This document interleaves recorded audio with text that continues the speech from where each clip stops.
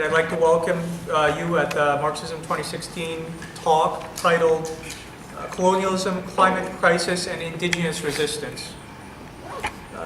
We have two esteemed speakers leading this talk. To my left is Myeengun Henry. He's a spokesperson for the Chippewas of the Thames First Nation. And to my right we have Valerie Lannon, who is a member of the Toronto West branch of the International Socialists as well. Both of our speakers will be speaking for about 15 to 20 minutes each, after which, as you guys know, we'll open the floor for questions or comments. And then following that, we'll wrap it up for closing discussion. I'd like to acknowledge, first and foremost, that this land is the territory of the Huron-Wendat, Petun First Nations, as well as the Seneca, and most recently the Mississauga of the Credit River. This territory was the subject of the Dish with One Spoon Wampum Belt Covenant, and that was an agreement between the Iroquois Confederacy, the Ojibwe, and allied nations to peaceably share and care for the resources around Lake Ontario. Today the meeting takes place in Toronto, which is still, of course, home to many Indigenous people from across Turtle Island. And we're grateful for the opportunity to work with the community on this sacred territory. And now, without further delay, I'd like to open it for Myeengun to say a speech. Sure. Myeengun. Just here? Exactly. Okay. Wherever you feel more comfortable. Okay. I think you can hear me. I'm so used to this now. I've done a lot of opportunities to share something with people, and I've been very lucky that I've come across a lot of good, well-minded, well-spirited people who I think sometimes was left out in terms of some of the knowledge that you should have as a Canadian person or somebody living in Canada. So my role over the last quite a while in my life is to gather knowledge. I've been a knowledge seeker for a long time. I come from a little reserve just outside London, Ontario, but that reserve was central to many other First Nations in the region, like Walpole Island, Cattle Point, Stony Point, Caldwell First Nation, Moravian Town, Oneida, and a little bit more farther, but closer to Six Nations area. But my nation is one of many that has recently been, I guess, more familiar with the processes that Canada has put into place. It was kind of new to us to feel how to work as a intervener in some of these cases that have come up by the National Energy Board and other things. But before I even go there, I just wanted to talk to you a little bit about history, our history, our nation. From our elders' teachings say that we're the original inhabitants of this region. Our nations, as far back as time immemorial, that Native people lived in this region very comfortably, and they shared all the resources, even with visiting communities, neighboring areas that would come through. Our people were always the ones who were able to give that home-like feeling in this territory, and I think we still do today. But it's a matter of allowing ourselves to understand that land itself, in our vision, is something that is sacred. And I think as a community, as a nation grows, we're starting to see this more and more as we speak to our children, as we get a little further away from residential schools, as we start speaking to our elders again and to regaining that knowledge. You're seeing a lot stronger atmosphere with Native people and their connection to their spirituality and to their land and their history. Our people in this region, I think if I can kind of put it in perspective, I talk about how we discovered Christopher Columbus when he was lost. Yeah, he was one of the peoples that thought he was in India. And I still carry the name of Indian based on that thought that he was in India. I still am governed under the Indian Act, which is still the primary government's mandate for Native people, which needs some upgrading for sure. But definitely, when he came over, he called us Indians, and that's the name that we're still officially called. You might have heard us as Aboriginal and Natives, but under the government mandate, we're still under the Indian Act. So we're officially still Indians in this country. But for the land that was being used, and when the newcomers came to this land, we were very open to new ideas. I think that first reaction, I think, got a little glazed over by Hollywood. They thought that our people were warriors, and when we seen the ships come over, we went into combat mode, and we were going to defend ourselves. But after these many years of speaking to elders and to spiritual people, I've come to the conclusion that we weren't that way when the newcomers came. We were very benevolent in terms of, we thought maybe they were hungry, or maybe they needed some understanding of the lands that they're coming to. And that's how our people were, I think, greeting the newcomers to this land. And it started off in a really good way, because they brought good technology, but they needed to know the knowledge of the land that we were able to give them. And I think that first meeting turned out to be rather comfortable. The language was wrong, or not wrong, but different. We couldn't understand a lot of things, but we gained that knowledge, and we looked at the land and we shared it. But I want to let you know that our people looked at land as a very sacred thing, so we wouldn't sit on one piece of land. We would travel around a little bit. Like, we would hunt over here, we'd fish over here, we would do ceremonies over here, and we would move around quite a bit in one section of area. And I can just imagine that day when we came back to our traditional hunting area, and we were met with firearms. I think, or it was like a protection of that land that we've always used. But at this point in time, after more people came over, I just started reading about the doctrine of discovery. Have you ever heard that before? How that works, and the thought of land not being used, so it must be definitely okay for me to live on that. Our people said that when we met that type of misunderstanding of the land, we couldn't understand that, how that could be.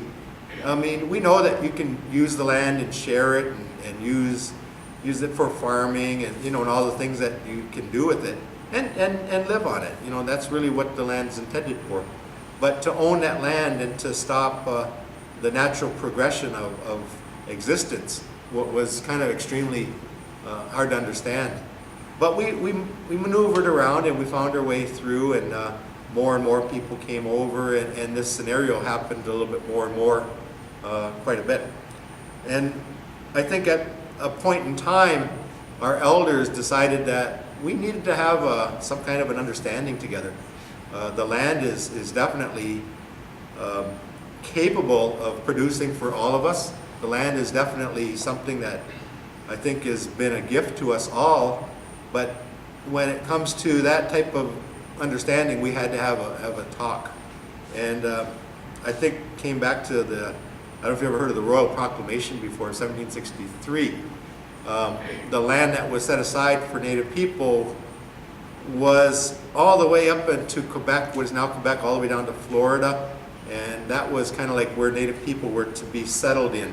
And the coastal area would be used for settlement. And that was like the first nation-to-nation agreement that we had with another government. You don't have treaties outside of governmental authority. And when that came to be, I think there was at least an understanding. But I do got to take you back a little bit farther, in 1413, when the Native people said that there seemed to be more coming over here, so let's have a different understanding about our role here. Have you ever seen the two-row wampum before? I usually carry it with me. I don't have it with me today, but I carry it with me. But it talks about two nations living in the same region. And the way the elders put it was like two nations traveling down the river in their boats. One would be a birch bark canoe, the other one would be a British ship, and we would travel down this river together, very comfortably allowing the newcomers to bring their government, their religion, their culture, their educational system, their language, all those things that constitutes them to be a nation. But we also wanted them to know that the other line that was on that tour of wampum was the Native people who were already here, and that we already had an education system, we already had a justice system, a language, and all the things that constitutes a nation. And so the meaning and the intent was that we can live here in North America, we would share all the resources, the water, the trees, the timber, and everything that we need to use in life, all the resources that were there. And they were meant to be shared by all the people who live here. And at some point, there was, even on that tour of wampum, at the ends of it, there's strands that are uncompleted beads that go to the end, and they say that those represent that this agreement will never cease. It will always be in existence. As long as the sun shines, the grass grows, and the rivers flow. And that was how it was meant to be forever here in North America. Our people have always lived under this understanding that there is enough here for everybody. But we became a bit of a problem for a while, and really that's where the need to push us kind of west out of the eastern coastway came to be, and then the Royal Proclamation came. But it became even a problem then, because the settlers learned out west that there was a precious item called gold, and they would do anything they could do to get over there, and they had to make treaties and understandings with the people from that region in Royal Proclamation that actually went from the Appalachian Mountains all the way over to the Mississippi River, and all that land would be all Indian land or native land.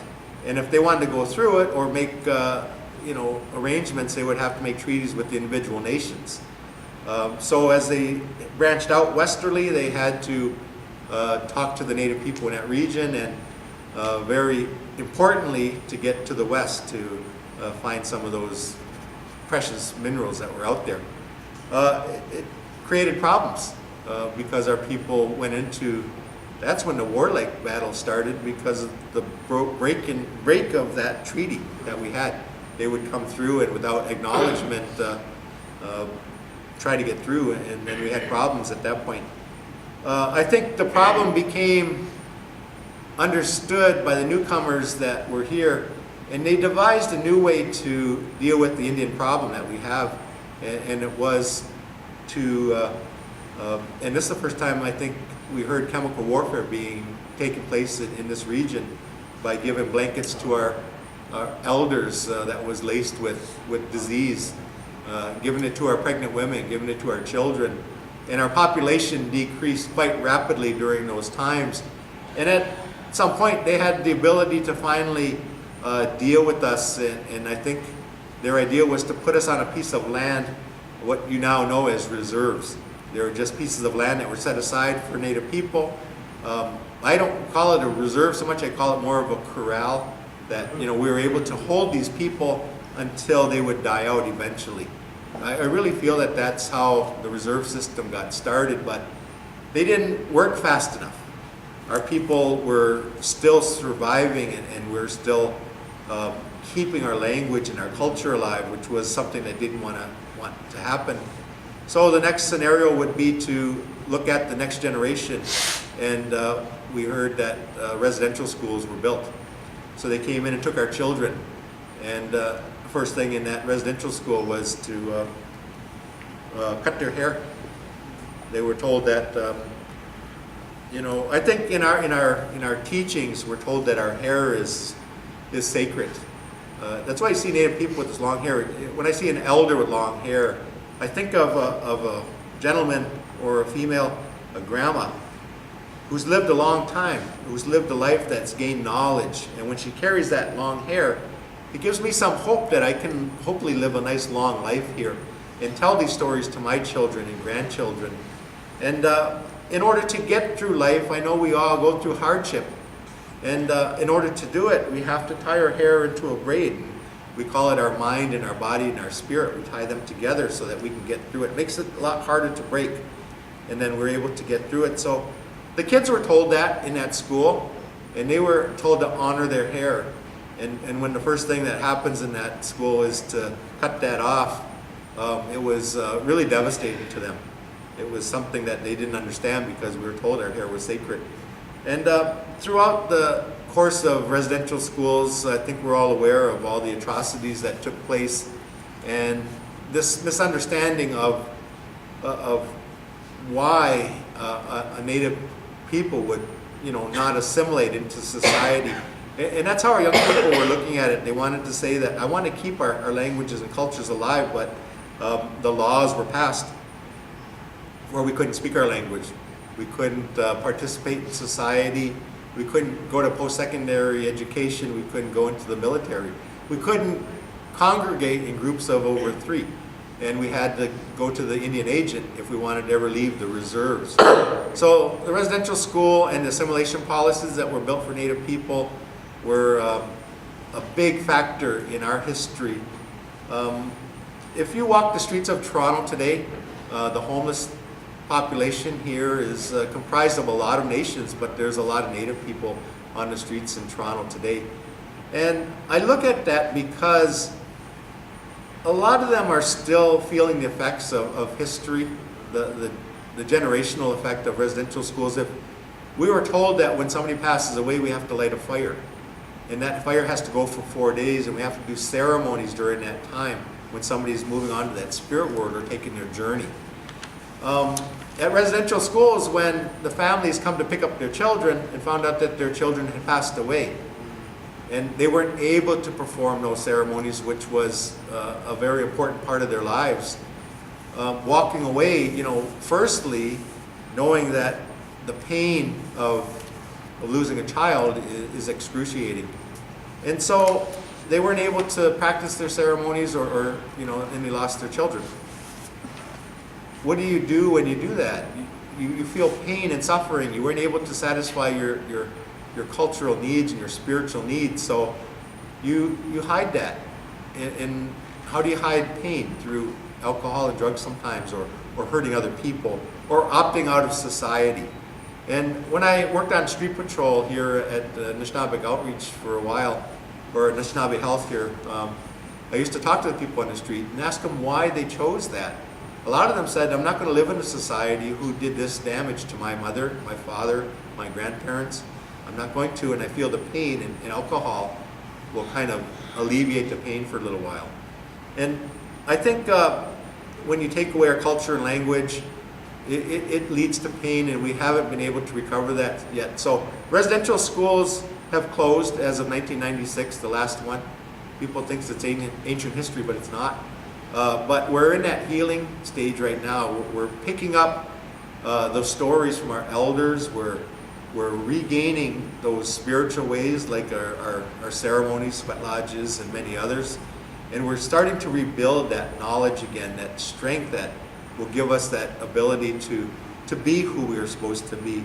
And now we're making relations with governments that come through, and we have a new government here in this country that wants to make a new relationship with First Nation, Métis, and Inuit people in this country. And I think we have the foundation piece for that, but we have a lot of work to do.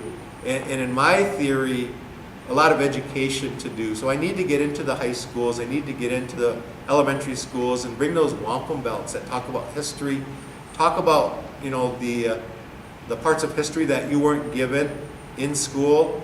And I think that's a very, a serious matter when First Nations weren't given the opportunity to have people understand their story. And we need to walk through this, but I like to look at this in a positive manner. All the things that took place, all of our environmental issues today are definitely subject to everybody's ability, and we're starting to pass that knowledge on now freely. Our elders are speaking. We come and talk to groups like this today, and we'd like to share this so that we can move forward from today with a stronger understanding that we are still people and we still live up to those treaties. The Tura Wampum is still active and alive. And we can still do that